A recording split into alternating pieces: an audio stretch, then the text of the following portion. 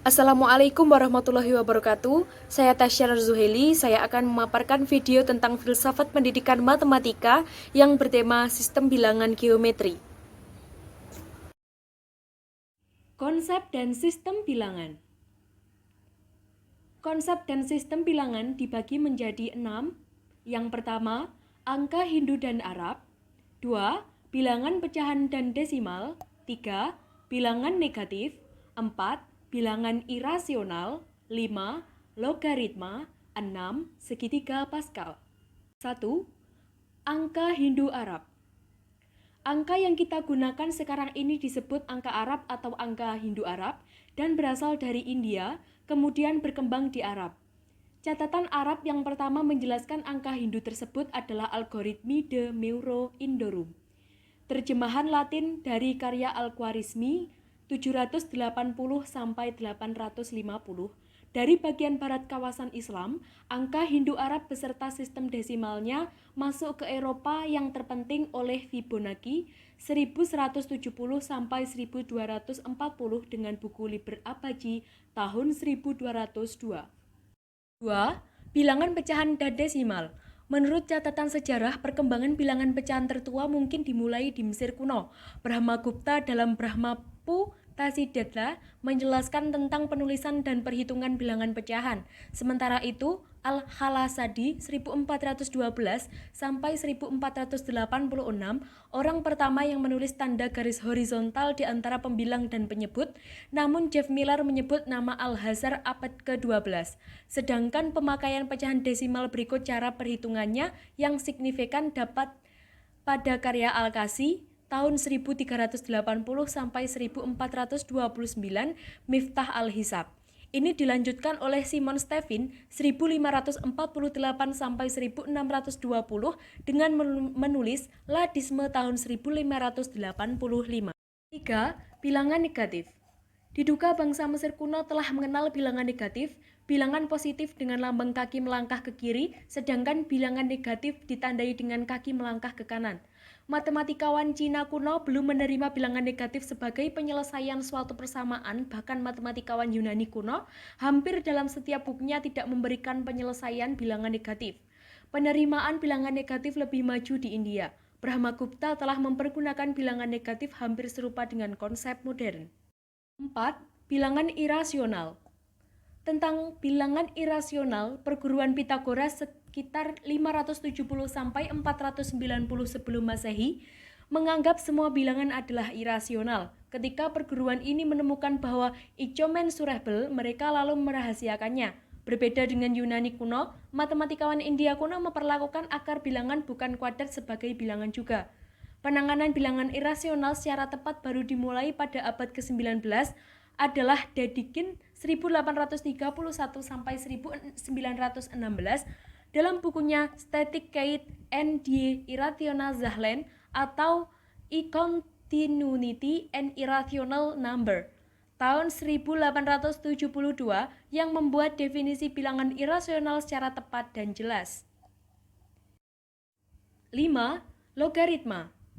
Gagasan yang mendasari penelitian logaritma yaitu prostapeirresis, perubahan proses pembagian dan perkalian kepada penambahan dan pengurangan. Orang pertama yang memulai gagasan ini adalah Ibnu Yunus As-Sadafi Al-Misri 950 sampai 1009 dengan menggunakan trigonometri.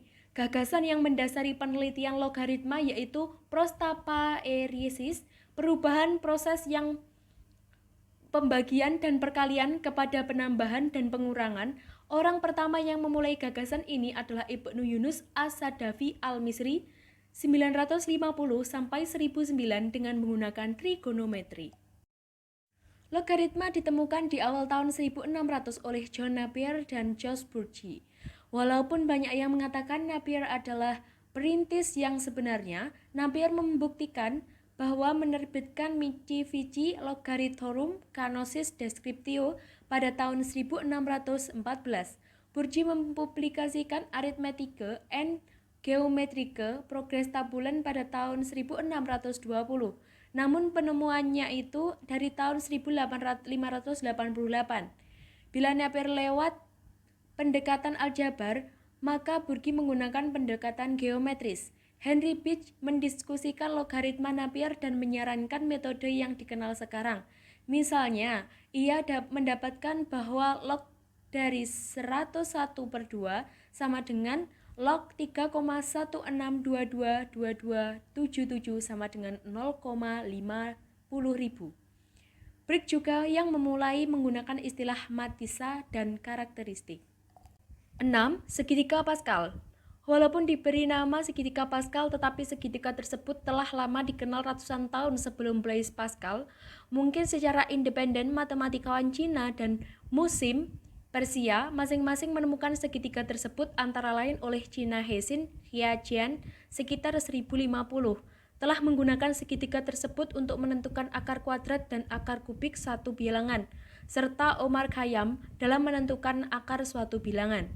Mungkin deskripsi tentang segitiga Pascal yang paling tertua berasal dari India, dengan apa yang disebut Meru Prastata, berasal dari abad ketiga atau 4. Segitiga binomial tersebut menjadi terkenal lewat karya Blaise Pascal, Traité du triangle arithmétique, pada tahun 1654.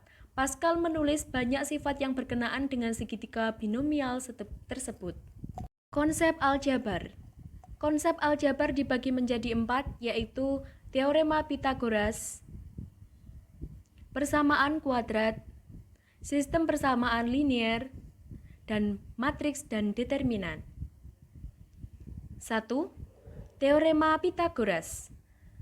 Teorema ini diberi nama Pythagoras karena ia yang pertama memberi sebuah bukti secara geometris, tetapi hubungan antara sisi-sisi segitiga siku-siku tersebut telah lama dikenal jauh sebelum Pythagoras dan perguruannya. Di Universitas Columbia terdapat naskah prasasti bernama Plimpton 322 dari 1900 Masehi sampai 1600 Masehi. Tabel pada naskah itu terdiri atas 3 kolom bilangan yang ternyata bersesuaian dengan triple Pythagoras. Sebuah catatan kuno, Chow Pie Suangjin 500 hingga 200 sebelum Masehi, menyajikan pembahasan dan bukti secara geometris tentang teorema Pythagoras.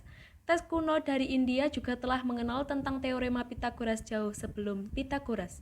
Di dalam naskah kuno Budayana Sulbasutras 800-600 sebelum Masehi terdapat bahasan teorema Pythagoras, juga triple Pythagoras seperti 5,1213, 12,16,20, 8,15,17, 15,20,25, 12,35,37, 15,36,39, 5/2,6,13/2, dan 15/2,10,25/2.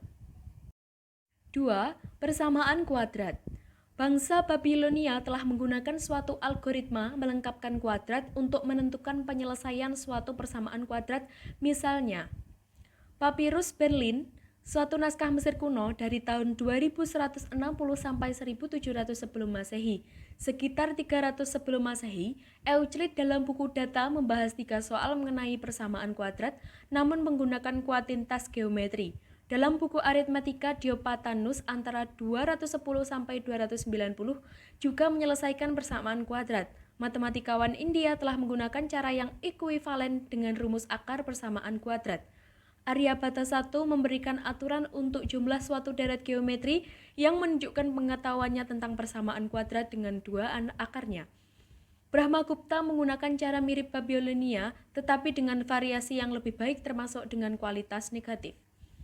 Perkembangan penting berikutnya oleh Al-Khwarizmi yang menulis tipe-tipe persamaan kuadrat dengan mengabaikan akar 0 maupun negatif. Al-Khwarizmi menyusun 6 macam persamaan kuadrat. Setiap tipe persamaan kuadrat di atas diselesaikannya dengan menggunakan diagram geometris dan prinsip melengkapkan kuadrat. Menurut sejarawan Abraham Barhia Hasnasi, atau lebih dikenal di Eropa sebagai Safarosorda, 1125 menulis buku Liber Embadorum yang diterbitkan di Eropa pada tahun 1145 dan merupakan buku pertama yang memberikan penyelesaian lengkap persamaan kuadrat. 3. Sistem persamaan linear. Babilonia diketahui yang pertama mengenal dan menulis tentang sistem persamaan. Pada sebuah batu tertulis bangsa Babilonia dari masa 300 sebelum Masehi termuat sebuah soal yang berkaitan dengan sistem persamaan linear. Bangsa Cina sekitar tahun 200 sebelum Masehi hingga 100 sebelum Masehi telah lebih jauh melangkah dalam menangani sistem persamaan. Dalam teks kuno Jianzhang Xuanzhu yang terjemahan Inggrisnya Nine Chapters of the Mathematical Arts telah menyuguhkan berbagai soal sistem persamaan linear, termasuk metode untuk menyelesaikannya yang dasarnya merupakan metode matriks, yaitu metode Fang Cheng, yang kini disebut metode eliminasi Gauss. 4. Matriks dan determinan. Perkembangan konsep determinan muncul lebih dulu dari konsep matriks. Ide determinan muncul pertama kali di Jepang dan di Eropa pada waktu hampir bersamaan. Tetapi Seiki Kowa 1642 sampai 1708 mempublikasikan lebih dulu di Jepang pada tahun 1683 lewat buku Method of Solving the Dismulated Problems yang memuat metode matriks. Leibniz dari suratnya ke satu hospital tahun 1683 menjelaskan penyelesaian sebuah sistem persamaan dengan menggunakan istilah resultan untuk kombinasi hasil kali koefisien dari determinan. Pada tahun 1750, Cramer 1704 sampai 1752 lewat buku Introduction to Techniques of Algebraic Curve memberikan aturan umum untuk aturan Cramer pada matriks n sehingga aturan itu disebut aturan Cramer. Istilah determinan pertama kali digunakan oleh Carl F. Gauss 1777 sampai 1845 dalam Des Hoisitoines Arithmeticae 1801.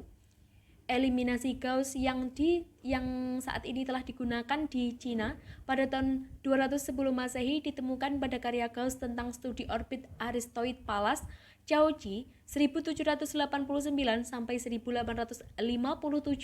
Pada 1812 pertama kali menggunakan istilah determinan dalam konteks modern. Karya-karya Cauchy hampir mewakili konsep determinan modern. Dia merintis konsep minor dan adjoint serta hasil kali matriks. Dalam karya pada tahun 1841, ia menggunakan tanda dua garis vertikal untuk menunjukkan determinan. Sekian pemaparan video dari saya, semoga bermanfaat. Wassalamualaikum warahmatullahi wabarakatuh.